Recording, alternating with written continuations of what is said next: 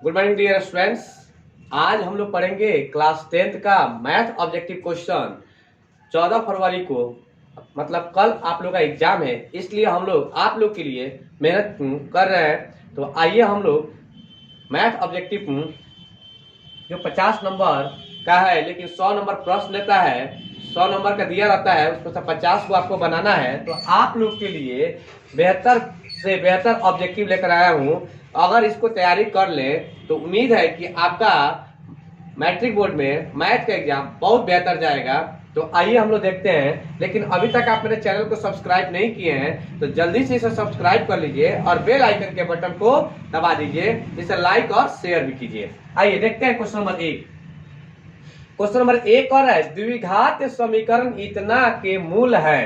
द्विघात समीकरण 4x² - 9 बराबर 0। ध्यान दीजिएगा, 4x² - 9 बराबर 0 के मूल है। इस टाइप का क्वेश्चन मूल का मतलब होता है कि स्क्वायर दिया है तो स्क्वायर के कितने मूल होते हैं? 2 होते हैं। या शून्य के दिया रहे तो बात वही है, दिमाग में रखिएगा, बराबर 9 हो जाएगा। अब जहां 4 गुना में इधर आएगा तो क्या चीज हो जाएगा? भागा में हो जाएगा तो 9/4 हो जाएगा। स्क्वायर जब हटता है तो रूट पे जाता है, 9/4 हो जाएगा। और 9/4 हो जाएगा तो 9 का वर्गमूल 3 हो गया, 4 का वर्गमूल 2 हो गया, प्लस और माइनस हमें दे देगा। अब देख लीजिए इसमें कौन सा ऑप्शन आपका बिल्कुल सही लग रहा है। तो चौथा नंबर ऑप्शन बिल्कुल सही है, ठीक ना। देखिए ध्यान से, आपके पास दूसरा नंबर क्वेश्चन दे रहा है कि 2x² - 4x + 3 बराबर 0 के मूल हैं। देखिए 0 के मूल है, इसका मतलब क्या कहना चाहता है? ये पावर में 2 है तो इसका मतलब मूल कहीं ना कहीं 2 होते हैं। लेकिन इसमें कह रहा है कि असमान है कि समान है कि कोई वास्तविक मूल नहीं है कि इनमें से कोई नहीं है। अर्थात ये अब डी निकालना पड़ेगा। मूल की जांच करने के लिए हमें डी निकालना पड़ता है कि कौन सा मूल होगा। तो डी बराबर क्या होता है? b² - 4ac होता है। b का मान हमें कितना दिया? -4 दिया हुआ है। -4 का स्क्वायर 4 गुना 2 गुना c का मान कितना दिया? 3 दिया। तो 4 चौका 16, 8 तिरका 24, मतलब -8 आ रहा है। मतलब d से ये क्या है? छोटा है। तो d से जब छोटा है तो कोई वास्तविक मूल नहीं है। याद रखिएगा, कोई वास्तविक मूल नहीं है। d से जब छोटा रहेगा तो समझ में आ गया। तो ये आपका सी नंबर ऑप्शन बिल्कुल सही होगा। देखिए इस टाइप का प्रश्न पूछता रहता है मैट्रिक बोर्ड में। तो आइए हम लोग देखते हैं कैसे बनाते हैं। समीकरण इतना के बराबर 9 के मूल है, इतना के 9 के मूल है। तो कैसे बनाइएगा इसको? देखिए जब भी 2x² + 9 बराबर इधर 9 दिया है, ध्यान रखिए एक साइड रूट रहता है एक साइड रूट नहीं रहे तो हम आप जानते हैं कि रूट के हटाने के लिए हम लोग क्या करते हैं? स्क्वायर लगाते हैं। तो स्क्वायर लगाएंगे तो स्क्वायर से रूट तो हट जाएगा, ठीक ना। इस पर स्क्वायर लगा देते हैं और इस पर भी क्या लगेगा? स्क्वायर लग जाएगा। तो स्क्वायर से रूट हट जाएगा तो 2x² + 9 ये 9 है कितना हो जाएगा? 81 हो जाएगा, ठीक ना। अब यहाँ 2x² हो गया, 81 में से 9 को घटा लेंगे तो 2x² हो गया। 81 में से 9 घटाएंगे तो 72 हो जाएगा। 2 गुना में जब भेजेंगे काची में हो जाएगा? भागा में हो जाएगा। तो 72 में 2 से भाग कर लीजिए, कितना हो जाएगा? 36 हो जाएगा। तो 36 हो गया। स्क्वायर जब हटता है तो कैसे में जाता है? रूट में जाता है। रूट 36 हो रहा है। अब 36 का वर्गमूल क्या होता है? तो 6 होता है। क्या होता है? 6 होता है। तो देखिए जब भी 36 जब छोड़ता है तो प्लस और माइनस हमें दोनों देता है, जब रूट हटता है तो प्लस माइनस हमें दोनों देता है। इसका मतलब तीसरा का डी नंबर ऑप्शन मेरा बिल्कुल सही है, ठीक ना। ठीक है, दिखाई दे रहा कैसे बना हुआ है ना। चलिए क्वेश्चन नंबर आगे देखते हैं हम लोग।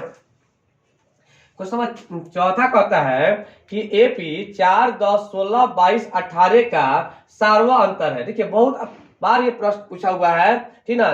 भले ये अंक चेंज रहेगा लेकिन सार्वा अंतर के बारे में मैट्रिक बोर्ड में दिया हुआ रहेगा, ठीक ना। सार्वा अंतर का मतलब होता है दूसरा में से पहला को घटाना। दूसरा में से पहला को 10 में से 4 गया, क्या होता है? 6। तो देख लीजिए सी हो जाएगा। देखिएगा मैट्रिक बोर्ड में ज्यादा कर क्या होता है? -16 दे देता है, क्योंकि बच्चे को घटाने में थोड़ा सा गलती करे, कंफ्यूज करने के लिए दे देता है, ठीक ना। तो ध्यान रखिएगा। आइए क्वेश्चन नंबर 5 देखते हैं। एपी 2, 4, 6, 8 का अगला पद है। देखिए सबसे पहले चीज देखिए शॉर्टकट में 2, 4, 6, 8। यहाँ पे सबसे पहले क्या दिया है? चौथा पद दे दिया है। इसका अगला पद बोला है। तो अगर सिंपल दिया था 8 और 2 कितना जोड़ेंगे? 10, तो 10 हो जाएगा।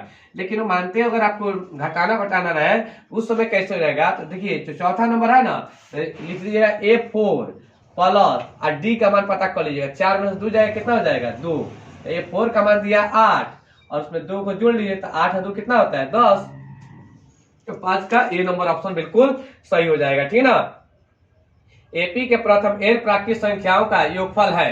एपी के प्रथम एपी के प्रथम n प्राकृतिक संख्याओं का योगफल है। तो इसका सूत्र बताना कि कोई भी क्वेश्चन ऐसा दिया रहेगा, जैसे प्रश्न आपका दिया रहेगा कि प्रथम 40 प्राकृतिक संख्याओं का योग होता है, तो उसमें कौन सा फॉर्मूला यूज करेंगे, तो n इंटू एन प्लस 1/2, याद रखिएगा 6 का ए नंबर ऑप्शन बिल्कुल सही होगा, ठीक है। आइए क्वेश्चन नंबर 7 देखते हैं। एपी इतना का 9वां पद बताना है, 9वां पद बताना है। तो 9वां पद निकालने के लिए सबसे बेस्ट तरीका ये है कि आपको 9वां रहता है तो एक कम कर लेते हैं, क्या कर लेते हैं बताइए, a प्लस 8d करते हैं। a प्लस क्या करेंगे, जब 9 रहेगा तो कम कर लीजिएगा, a का मान आपको पता ही है 2 दिया है, प्लस 8 का 8 हो गया, गुना डी का मान यहाँ कितना दिया है, 5 में 2 हटाएंगे 3 हो जाएगा, 8 का 24 और 2 26, 7 का ए नंबर ऑप्शन बिल्कुल सही हो जाएगा, ठीक है ना। आइए क्वेश्चन नंबर 8 देखते हैं। दो क्रमिक सम संख्याओं का एचसीएफ क्या होगा। क्रमिक का मतलब होता है लगातार, ध्यान सुनिएगा, क्रमिक का मतलब क्या होता है, लगातार होता है। तो दो क्रमिक सम संख्याओं का एचसीएफ क्या होगा, तो ध्यान सुनिएगा कि दो क्रमिक के सम संख्याओं का एचसीएफ हमेशा 2 रहेगा। 8 का ए नंबर ऑप्शन बिल्कुल सही होगा, ठीक है ना। आइए क्वेश्चन नंबर 9 देखते हैं। दो क्रमिक अभाज्य संख्याओं का एचसीएफ क्या होगा। दो क्रमिक अभाज्य संख्याओं का एचसीएफ क्या होगा, तो याद रखिएगा, अगर सम रहा तो 2 हो जाएगा, अगर सम रहा तो 2 हो जाएगा, अगर अभाज्य रहा तो क्या हो जाएगा 1 हो जाएगा, ठीक है ना। तो 9 का पहला नंबर आंसर बिल्कुल क्या हो जाएगा, सही हो जाएगा। अगर आपको ये वीडियो पसंद आ रही है तो इसे लाइक और शेयर कीजिए। अभी तक हम लोग पढ़े हैं, क्वेश्चन नंबर 9 तक पढ़े थे लोग। आइए हम लोग क्वेश्चन नंबर 10 देखते हैं, ठीक ना। क्वेश्चन नंबर 10 क्या कहता है, ध्यान सुनिएगा। 2 या 2 से अधिक अभाज्य संख्याओं का एचसीएफ, एचसीएफ का मतलब होता है मौसा होता है, क्या होता है, तो इसका आंसर जो होगा 1 होगा। याद रखिएगा, 2 या 2 से अधिक अभाज्य संख्याओं का एचसीएफ का है या दो क्रमिक अभाज्य संख्याओं का एचसीएफ का है, तो उसका मान कितना होता है, 1 होता है, ठीक है। निम्न में कौन सी अभाज्य संख्या है, देखिए ये प्रश्न जो है अक्सर पूछते रहता है मैट्रिक बोर्ड में कि निम्न में कौन सी अभाज्य संख्या है। तो ध्यान सुनिए, 4 आपका क्या चीज है, भाज्य है, 9 भी आपका क्या है, भाज्य संख्या है, ठीक ना, 15 भी आपका क्या है, भाज्य संख्या है, बट 13 जो है अभाज्य संख्या है। देखिए ये आपका क्या है, 13 अभाज्य संख्या। अब पॉइंट समझने वाली बात है कि अभाज्य संख्या होता क्या है, तो अभाज्य संख्या उसे कहते हैं जो खुद के टेबल से कटता हो, ठीक ना। आइए क्वेश्चन नंबर 12 देखते हैं। देखिए इस टाइप का मैथ दे देगा और पूछेगा आपसे पूछ सकता है इसमें कि बताइए कि ये कौन सी संख्या, तो इसको हल करना पड़ता है। देखिए 3 प्लस √3 और 3 माइनस √3। देखिए तो a plus B, a minus B, तो a स्क्वायर हो जाएगा माइनस b स्क्वायर हो जाएगा, 3 3 का 9 हो जाएगा, स्क्वायर से हट जाएगा 3 हो जाएगा, 9 में से 3 जाएगा क्या हो जाएगा 6। तो 6 कौन सी संख्या होती है, परिमेय संख्या होती है, तो मतलब 12 का ए नंबर ऑप्शन बिल्कुल सही हो जाएगा, ठीक है ना। अब आइए यहाँ पे देखते हैं 13 नंबर। भाज्य बराबर भाजक गुना भागफल प्लस शेषफल होता है। तो देखिए इसमें भागफल दिया हुआ है जी, बिल्कुल 13 का सी नंबर होगा भागफल। यूक्लिड विभाजन एल्गोरिथम की विधि को क्या कहते हैं, यूक्लिड विभाजन एल्गोरिथम की विधि को कलन कहते हैं, क्या कहते हैं, कलन कहते हैं, ठीक है ना। अब आइए क्वेश्चन नंबर 15 देखते हैं। परिमेय संख्या और अपरिमेय संख्या क्या कहलाता है।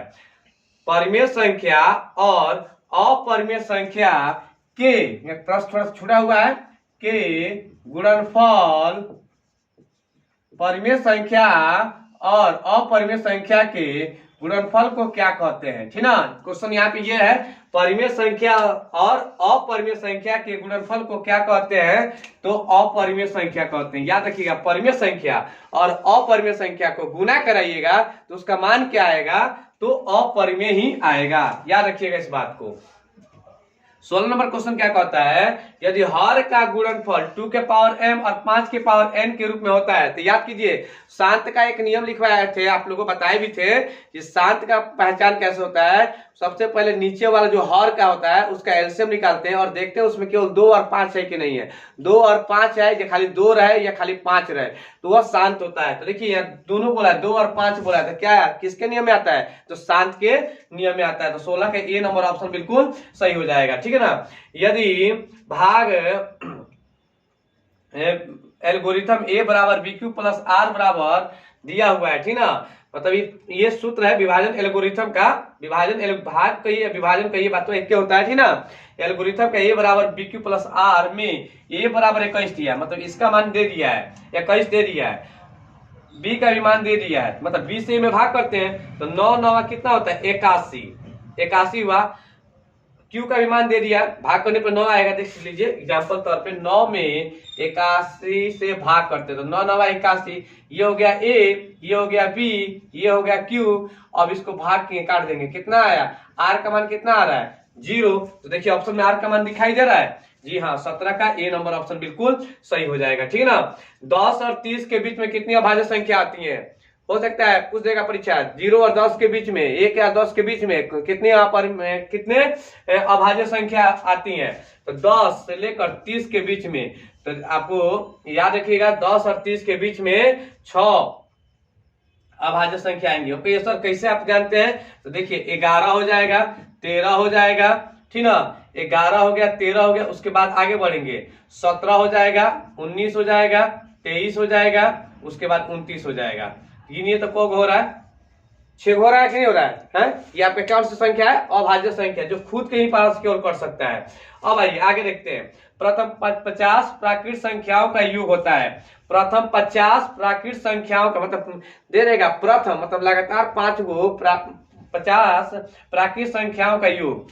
देखिए अब ध्यान देने वाली बात है कि इसका फॉर्मूला मैंने कुछ देर पहले बोला था, तो प्रथम 50 प्राकृत संख्याओं का योग का फॉर्मूला होता है n इंटू एन प्लस 1 बटा में 2 होता है। n का मान कितना दिया हुआ है बताइए, 50 दिया है, तो 50 प्लस 1 मतलब 51 हो जाएगा, 51 बटा 2, इसको काट देंगे, जब इसको काटेंगे ये 25 बार में क्या हो जाएगा, कट जाएगा, तो 5 से कम 5, लास्ट में 5 में है, इसमें कहीं नहीं है, एगो में है, मतलब 1275 हो जाएगा। शॉर्टकट ट्रिक से मैंने आपको गुणा करना सिखा दिया। अभी तक हम लोग पढ़े हुए थे क्वेश्चन नंबर 19 तक, आइए हम लोग क्वेश्चन नंबर 20 देखते हैं। बहुत इंपॉर्टेंट प्रश्न है, ठीक है ना। ये 3x² प्लस 2x माइनस 1 बराबर 0 का विवेचक है, ठीक ना। विवेचक का जगह दे दे या विवेचक भी कह दे, ठीक ना, जो भी लिखा रहेगा आप d बराबर फॉर्मूला आपका होता है b² माइनस 4ac। तो b का मान आपका कितना दिया है, 2 दिया है, तो 2 का स्क्वायर कर दीजिए, माइनस 4 गुना a का मान 3 दिया है 3, गुना a का मान 3 है, c का मान माइनस 1 दिया हुआ है, 2 दूना 4, माइनस माइनस प्लस 4 3 12, 12 4 कितना होता है 16। ऑप्शन देख लीजिएगा b का मान 20 का b होगा 16, ठीक है, ठीक 4 12, ठीक है ना। आइए क्वेश्चन नंबर 21 देखते हैं। क्वेश्चन नंबर 21 क्या कहता है, द्विघात समीकरण ax² plus bx plus c। देखिए यही व्यापक रूप होता है द्विघात समीकरण का, माइंड लगाइएगा, यही द्विघात समीकरण का क्या होता है, व्यापक रूप होता है। तो बराबर 0 हो के मूल वास्तविक एवं समान हो, मतलब मूल जो बोल रहा है वास्तविक एवं समान या बराबर हो, तो मूल क्या होगा, इसका आंसर होगा -b/2a। याद रखिएगा -b/2a होता है। कब, जब द्विघात समीकरण का व्यापक रूप इस रूप में दिया जाए और पूछे कि मूल वास्तविक एवं समान हो। बाबू आप इसे किसी भी हाल में याद रख लीजिएगा, मूल वास्तविक और समान होते हैं, मूल वास्तविक और असमान होते हैं, मूल बराबर है। तो इससे प्रश्न पूछेगा तो पूछेगा ही, इसको आप दिमाग में बैठा लीजिएगा। इससे 3 से 4 नंबर का ऑब्जेक्टिव आपको मिलता है, ठीक है। तो ये है आपके सामने मिल गया। क्वेश्चन नंबर 22 कह रहा है किसी द्विघात समीकरण के विवेचक का मान 0 से बड़ा होने पर, मतलब 0 से बड़ा मतलब d बराबर 0 नहीं बोला है, d इज ग्रेटर देन 0, ठीक ना। 0 से क्या है, बड़ा है, ठीक है, d का मान क्या हो, बड़ा हो, ठीक ना, 0 से बड़ा हो तब क्या होगा, ठीक है। d का मान 0 से जब बड़ा होता है तो उस वक्त आपके सामने ऑप्शन क्या हो सकता है, दोनों मूल होंगे। तो पहला नंबर इसका आंसर जो होगा वास्तविक और भिन्न, याद रखिएगा वास्तविक और भिन्न होंगे, ठीक है ना। आइए क्वेश्चन नंबर 23 देखते हैं। द्विघात समीकरण इतना के मूलों की प्रकृति क्या होगी। मूलों की प्रकृति क्या होगी, तो x square plus x minus 1 बराबर 0 दिया है। तो सबसे पहले मूलों की प्रकृति बोला है, तो डी बराबर होता है B square minus 4ac।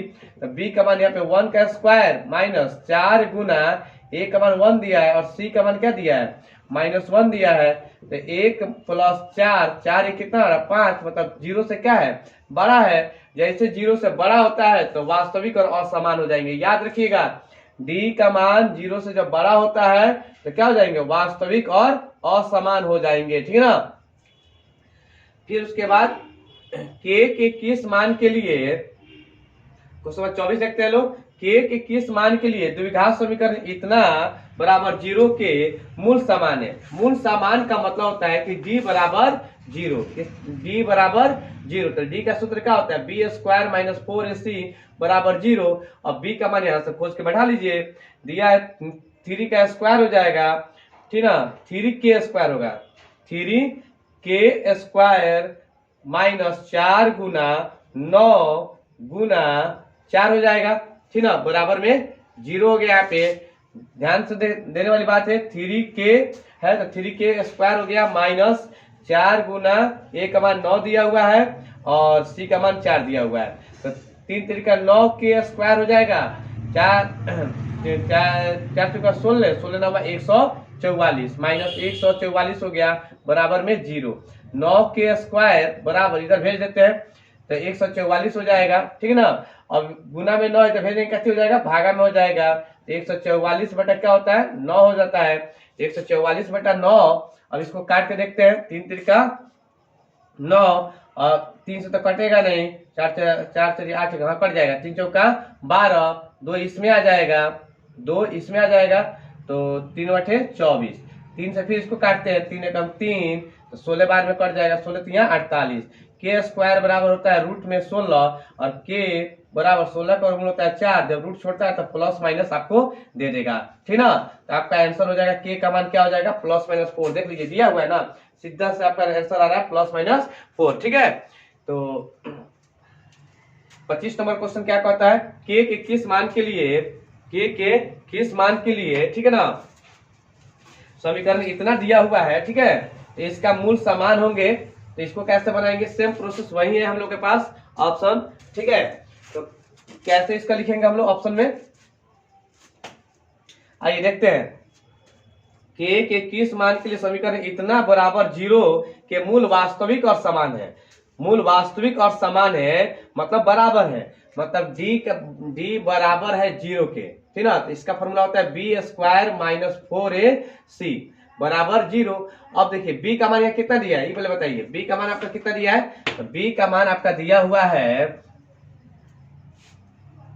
B का मान दिया 4, यहाँ 4 का स्क्वायर कर लेंगे माइनस फॉर्मूला में 4 दिया है गुना ए का मान कितना दिया है, के दिया है, गुना सी का मान कितना दिया 1 दिया है, बराबर 0 हो गया।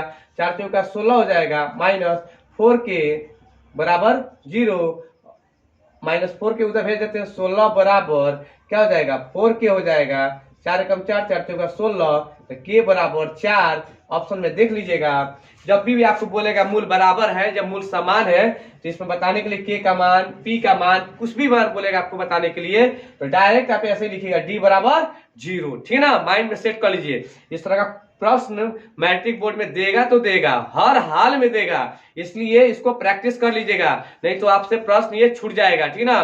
कल आप अपने माता पिता के सपनों को पूरा करने का एक दिन है, ठीक ना। जितने दिन से वो तपस्या किए हुए थे कि आज मेरा बेटा कुछ करके दिखाएगा, वह सपना अब पूरा करने का पूरा चांसेस अब आपके हाथों में है, ठीक है ना।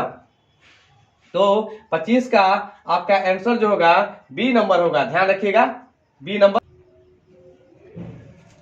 क्वेश्चन नंबर 26 देखते हैं हम लोग, ठीक है ना। क्वेश्चन नंबर 26 क्या कहता है, यदि द्विघात समीकरण इतना बराबर 0 के मूल बराबर है तो p बराबर क्या होगा। देखिए ये क्वेश्चन छप चुका है, ऐसे ही टाइप का प्रश्न रहेगा, आप लोग इसको प्रैक्टिस कर लीजिएगा।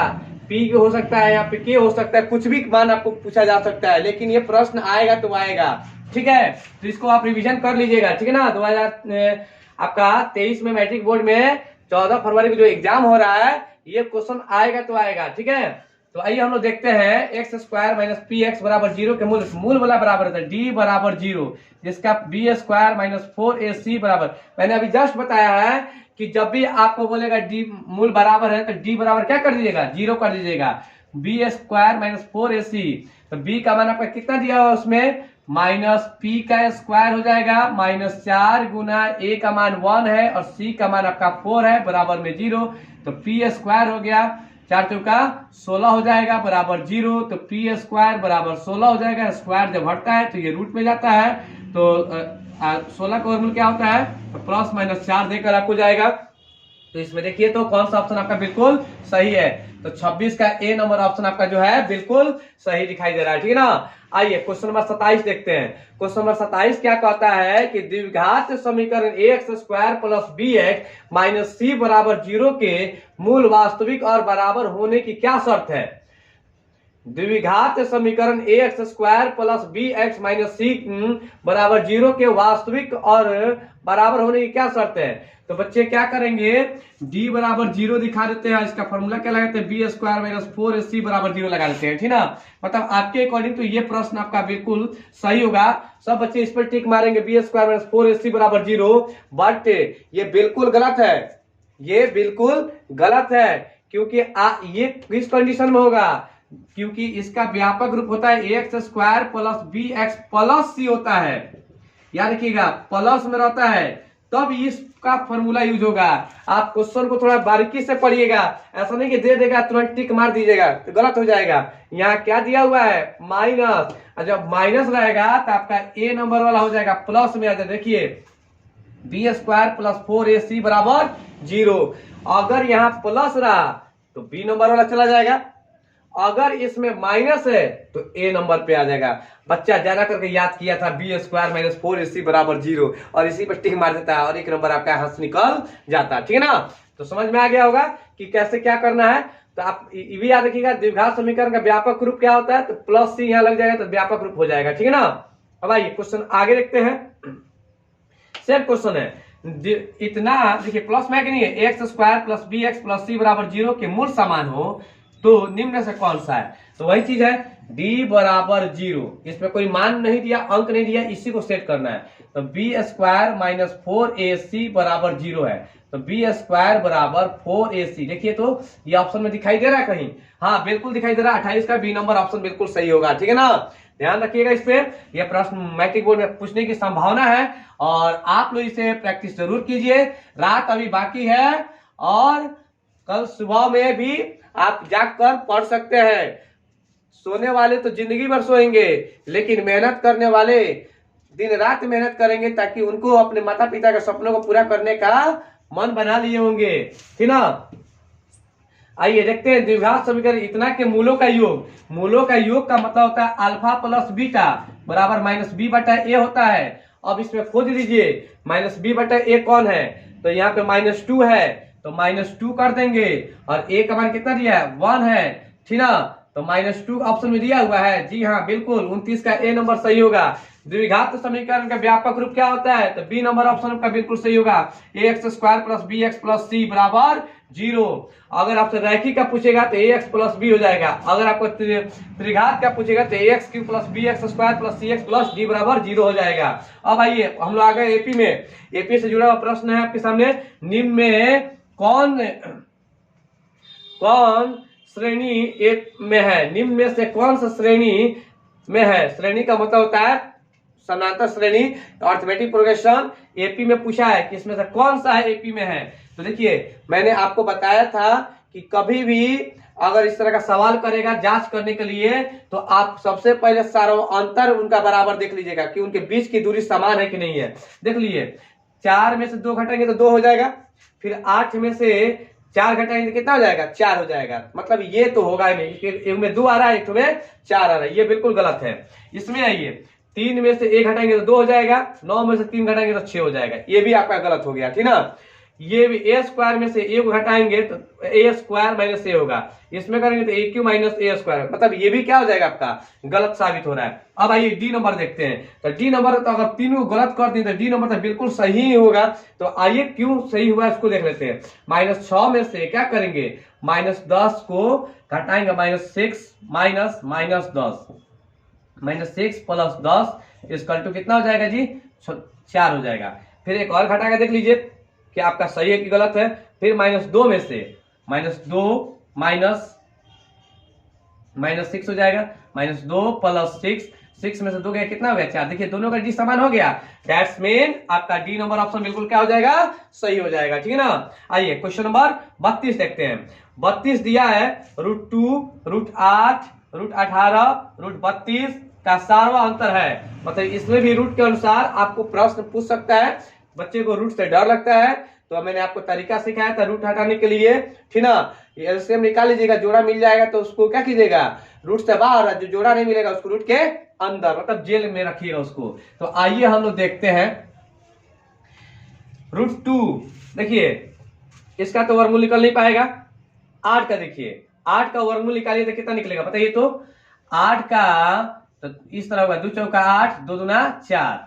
तो देखिए 2 को जोड़ा मिल जा रहा है, इसको रूट का बाहर कर दीजिए, जो बच गया उसको रूट में रख दीजिए। चलिए इसका निकल गया, पहल का था √2, दूसरा का हो गया 2√2, 8 के बदले में हो रहा है।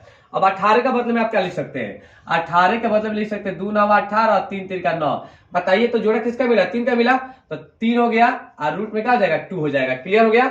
आइए 32 का देखते हैं। 32 का क्या होगा, 32 का निकालेंगे तो 2 16 हो जाएगा, 2 8 हो जाएगा, 2 चौका 8 हो जाएगा, 2 दूना 4 हो जाएगा। जोड़ा मिलाइए, 2 को जोड़ा ये मिल जा रहा है, 2 को जोड़ा ये मिल जा रहा है, मतलब 4, इसमें 2 हो जाएगा, इसमें 2 दूना 4, ठीक ना। 4 हो गया और रूट में क्या हो जाएगा 2। अब देखिए अपना भी थोड़ा सा कॉमन सेंस होना चाहिए। अब यहाँ देखिए, यहाँ पे 1 है, यहाँ 2 हो रहा है, यहाँ 3 हो रहा है, यहाँ 4 हो रहा है, तो इसके आगे क्या होगा, 5√2 होगा। तो इसका मतलब यहाँ पे 5√2, लेकिन इसमें दिया है कुछ और दिया है, तो इसमें ऑप्शन हो जाता है 5√2, मतलब 5 का स्क्वायर कर लीजिए, 50 25 गुना क्या 2 है, तो 25 दूना कितना होता है 50, रूट में 50, देख लीजिए ऑप्शन में दिया है रूट 50, नहीं सॉरी, ये सारवा अंतर निकालने के लिए कह रहा है। तो सारवा अंतर निकालने के लिए करने के लिए आपको कोई और काम नहीं करना है, आप इसमें से इसको घटा के देख लीजिए। 2 में से 1 हटाएंगे तभी √2 आ जाएगा, 3 में से 2 घटाएंगे तभी क्या हो जाएगा, √2 आ जाएगा। दोनों का डी क्या हो रहा है, समान हो रहा है। मैंने क्वेश्चन कुछ और समझ लिया, ठीक है ना, इसलिए उसको आगे स्टेप बढ़ाना शुरू कर दिया, लेकिन वो भी सीखना जरूरी था कि रूट में कैसे मैंने आगे सॉल्व किया था।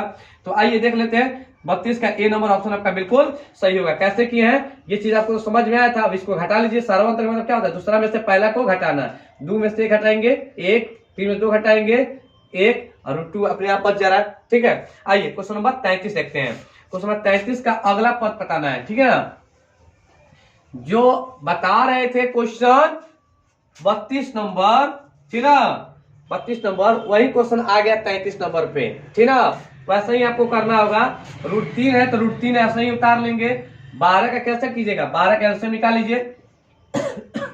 12 का निकालिएगा, 2 छक 12, 2 3 6, जो रूट है जोड़ा जिसका मिल रहा है उसको बाहर, जो जोड़ा नहीं मिला उसको जेल में, मतलब रूट में। क्वेश्चन आगे दिया रूट 27 दिया है, 27 को तोड़ेंगे तो 27 से 3 और 27, 3 बार आएगा, 3 को बाहर निकल जाएगा, 1 3 अंदर आ जाएगा। अब खुद सोचिए कि अगला पद बताना है, तो यहाँ पे 1 है, यहाँ 2 है, यहाँ 3 है, तो आगे क्या होगा जी 4√3। अब 4 चौका 16 और इसका हो गया 3, तो 16 3 48। तो देखिए तो √48 दिया। इससे पहले क्वेश्चन जो हम बता रहे थे ना, हम अगला पद निकालने वाला बता दिए, लेकिन वो भी सीख गए तो ये भी समझ में आपको आ गया होगा, ठीक ना। तो 33 का आपका हो जाएगा √48। देखिए तो कहीं दिया है कि नहीं दिया है, जी हाँ, डी नंबर आपका ऑप्शन बिल्कुल सही होगा।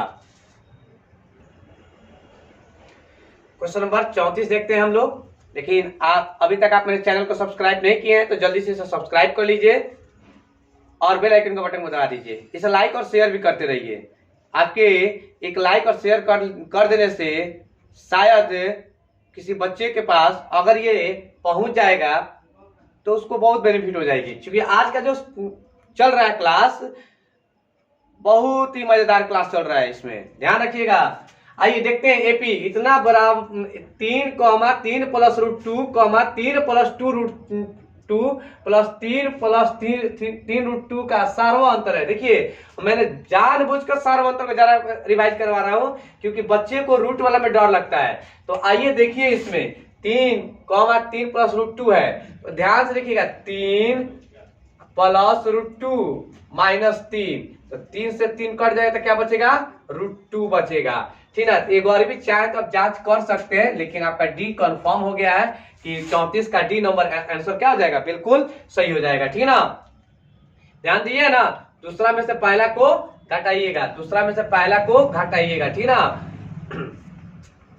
आइए क्वेश्चन नंबर 35 देखते हैं। 3 देखिए 3,1, माइनस 1, 3 का सार्व अंतर बताना है। अब देखिए दूसरा में से पहला घटाते हैं तो 1 minus 3, 1 minus 3 equal to minus 2। Option देखिए कितना क्लोज दिया, 2 प्लस भी दिया माइनस भी दिया, तो बच्चे कंफ्यूज हो जाते हैं, इसलिए इसका करेक्ट आंसर होगा डी का 35 का डी नंबर ऑप्शन बिल्कुल सही हो जाएगा। ठीक है ना। आइए देखते हैं एपी का प्रत्येक संख्या क्या कहलाता है। एपी का प्रत्येक संख्या क्या कहलाता है, तो याद रखिएगा पद कहलाता है। ठीक है ना। दो अंकों वाली कितनी संख्याएं जो है 3 से विभाज्य हैं, 2 अंकों वाली कितनी संख्याएं हैं जो 3 से विभाज्य है, तो याद रखिएगा 37 का कौन सा ऑप्शन हो जाएगा, ए नंबर हो जाएगा। 2 अंकों वाली कितनी संख्याएं 3 से विभाज्य है, तो 30। मतलब आपको समझ में आ रहा है, 2 अंक वाले कहां शुरू होते हैं, 10 से, और कहां खत्म होते हैं, 99। तो 10 और 99 के बीच में कितना ऐसा संख्या है सॉरी, कितनी ऐसी संख्याएं हैं जो 3 से विभाज्य है। तो 10 से 99 जैसे 12 हो जाता है, 15 होता है, 18 होता है, इससे डॉट डॉट 99 तक हमको बता देना होगा। तो टोटल संख्या कितने होते हैं, 30 होते हैं। ठीक है ना। आइए क्वेश्चन नंबर 38 देखते हैं। ये प्रश्न मैट्रिक में पूछेगा तो पूछेगा, जब भी क्वेश्चन में ध्यान रखिएगा कि एपी का सामान्य पद, ध्यान सुनिएगा, एपी का सामान्य पद अगर दिया रहे इस रूप में, ऐसा क्वेश्चन दिया रहे 3n + 5, मैं अलग लिख के आपको दिखा रहा हूं 3n + 5, तो एक चीज का तरीका सीखिएगा, इस n का पड़ोसी खोजिएगा कौन है। तो n का पड़ोसी 5 भी है, n का पड़ोसी 3, लेकिन सबसे करीबी कौन है, तो 3 है। तो यही आपका क्या हो जाएगा, आंसर हो जाएगा। मतलब ट्रिकली पकड़िए, थे ना। n का पड़ोसी जब भी सामान्य पद बोलेगा इस तरह दिया रहा है और बोलेगा इसका सार्वंतर दिया, देखिए सार्वंतर निकालेगा इस तरह तरीका होता है, लेकिन इसमें कोई सार्वंतर का ऑप्शन नहीं आ रहा है। बच्चा क्या करेगा, देखिए 5 में 3 घटा लेगा 2 हो जाएगा, इसलिए दिमाग कंफ्यूज कर देगा कि ऑप्शन में 2 भी दिया है, ठीक ना। लेकिन याद रखिएगा कभी भी इस तरह का प्रश्न पूछेगा तो जो उसका पड़ोसी होगा, जो उसका पड़ोसी होगा, तो n का पड़ोसी कौन है, 3 है, इसलिए इसका आंसर जो होगा 38 का बी नंबर बिल्कुल सही हो जाएगा। अब ये उस वही क्वेश्चन को थोड़ा सा अल्टरनेट किए हुए, एपी का सामान्य पद 5 - 2n है, तो सार्वंतर बताइए। तो अभी क्या बताया बच्चों, अभी ये बताया है कि n का सामान्य पद, तो n का बताना है, n का पड़ोसी इसमें कौन हो रहा है, 2 हो रहा है। तो देखिए 2 भी ऑप्शन में है और -2 भी दिया हुआ है, तो इस 2 क्या है, का साइन है माइनस, इसलिए क्या हो जाएगा, -2 हो जाएगा। कंफ्यूज मत होइएगा, ध्यान रखिएगा इस पे, बहुत अच्छा क्वेश्चन है ये। अब आइए क्वेश्चन नंबर 40 देखते हैं। 0 और 50 के बीच विषम संख्याओं का योगफल बताना है, 0 और 50 के बीच। तो देखिए विषम संख्या बोला है 0 से लेकर और 50 के बीच में, तो देखिए तो विषम बोला है, तो इसका मतलब है कि 25 को सम हो जाएगा, तो 25 को विषम हो जाएगा, यही ना होगा ना। 0 और 50 के बीच में रखेंगे तो 25 को सम होगा, तो 25 को विषम होगा, तो 25 विषम हो रहा है ना। अब इसका क्या करना है, योगफल बताना है। तो इस तरह का पूछेगा प्रश्न में, तो उसका एक फॉर्मूला होता है n², जो 25 आया है ना तो उसका स्क्वायर कर दीजिएगा, तो 25 का 2 बार स्क्वायर करेंगे तो 625 आ जाएगा, क्या हो जाएगा, 625। समझ में आ गया ना। इस तरह देगा 0 और 100 के बीच विषम संख्याओं का योगफल, तो 50 हो जाएगा, 50 का स्क्वायर कर लीजिएगा, कितना हो जाएगा, 2500 हो जाएगा। ठीक है, इसका आंसर क्या हो जाएगा, 40 के सी नंबर ऑप्शन बिल्कुल सही हो जाएगा, 625 हो जाएगा। ठीक है ना। क्वेश्चन नंबर आगे हम लोग देखते हैं। क्वेश्चन नंबर आगे क्या कहता है, समानांतर श्रेणी 10, 7, 3, डॉट डॉट डॉट का 30वां पद है। ये क्वेश्चन परीक्षा में छप चुका है, जहां भी आप पढ़ते होंगे वहां पे एक चीजें बता दिए होंगे कि VBI क्वेश्चन है, ध्यान रखिएगा इस पे। ये क्वेश्चन मैट्रिक बोर्ड में छप चुका है, अगर फर्स्ट सीटिंग में नहीं आया तो सेकेंड सीटिंग में जरूर ही मिलेगा। ध्यान रखिएगा इस पे, इसलिए जरा ध्यान रखिए इस पे। 10,7,3 का तीसरा पद है, तो देखिए तीसरा पद निकालना है, तो हमने आपको एक तरीका सिखाए थे, डायरेक्ट तीसरा रहेगा तो कम कर देना, a प्लस 29d कर देना, ठीक ना। तो a प्लस 29d, तो a का मान तुम्हारा कितना हो गया 10 प्लस 29 का 29 हो गया, और d का मान 7 में से 10 घटाएंगे -3 हो जाएगा। ध्यान दीजिएगा, 10 प्लस माइनस माइनस 29 के 87, 87 में से 10 घटा लेंगे तो -77। देख लीजिए आपका 1 नंबर प्राप्त हो चुका है, ये प्लस मैट्रिक बोर्ड में आ रहा है, इसलिए इसको जरा ध्यान रखिएगा इस क्वेश्चन को। आइए क्वेश्चन नंबर 42 देखते हैं। 1 प्लस 2 प्लस 3 प्लस n बराबर है। देखिए इस टाइप का प्रश्न पूछता है तो क्या हो सकता है, ये आप जानते हैं इस तरह का मैथ यही बताए हुए हैं, इससे पहले क्वेश्चन बताए थे। तो 42 नंबर का आंसर जो होगा बी नंबर होगा, n इंटू n प्लस 1 बटा 2 होता है। 1 प्लस 2 प्लस 3 प्लस n बराबर है, तो n into n plus 1 by 2 होता है। आइए हम लोग देखते हैं क्वेश्चन नंबर 43 देखते हैं। सभी संभावित त्रिभुज होते हैं, ध्यान रखिएगा, सभी संभावित त्रिभुज होते हैं तो समरूप होते हैं, सभी संभावित त्रिभुज होंगे समरूप होंगे, ठीक है। 44 नंबर क्वेश्चन देखते हैं। अगर दो त्रिभुज समान कोणिक हैं, अगर दो त्रिभुज जो है समान कोणिक है तो वो भी होंगे, तो क्या होंगे समरूप होंगे, क्या होंगे समरूप होंगे। 45 नंबर का दो बहुभुज समरूप होंगे यदि उनके बराबर हो, दो बहुभुज समरूप होंगे यदि उनके बराबर हो, तो क्या बराबर होते हैं, तो कोण बराबर होते हैं, ठीक ना। 45 के सी नंबर होगा। 46 नंबर क्वेश्चन देखते हैं। दो समान कोणिक त्रिभुजों में उनकी संगत भुजाओं का अनुपात समान होता है। दो समान कोणिक त्रिभुजों में उनकी संगत भुजाओं का अनुपात क्या होता है, समान होता है। किसने कहा था, तो याद रखिएगा थेल्स ने कहे थे, ठीक ना। 47 नंबर क्वेश्चन होगा। सभी सर्वांग आकृतियां होती हैं तो क्या होती हैं, समरूप होती हैं, ठीक है। आइए क्वेश्चन नंबर 48 देखते हैं। सभी वृत्त होते हैं तो समरूप होते हैं, सभी वृत्त होते हैं तो समरूप होते हैं। 49 नंबर क्वेश्चन देखते हैं। सभी वर्ग होते हैं तो समरूप होते हैं, क्या होते हैं, समरूप होते हैं। 50 नंबर देखते हैं। दो समरूप त्रिभुजों की भुजाएं 3:5 के अनुपात में है तो त्रिभुजों के क्षेत्रफलों का अनुपात क्या होगा। देखिए बहुत अच्छा दिमाग लगाएगा, तुरंत क्या करेगा, टिक मार देगा, रूट लगा देगा।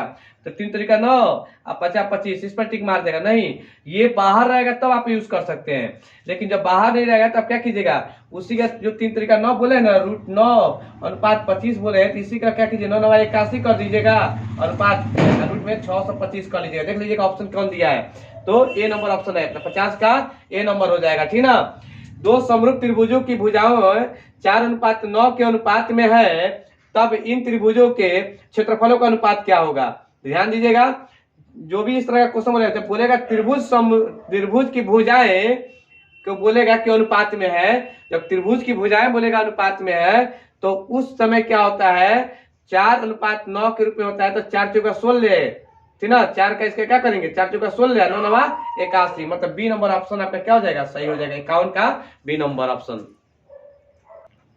आइए हम लोग क्वेश्चन नंबर 52 देखते हैं। क्वेश्चन नंबर 52 क्या कहता है, दो समरूप त्रिभुजों का क्षेत्रफल क्रमशः 9 सेंटीमीटर स्क्वायर तथा 16 सेंटीमीटर स्क्वायर है, तो इनकी संगत भुजाओं का अनुपात क्या होगा। ध्यान रखिएगा, संगत भुजाओं का अनुपात क्या होगा।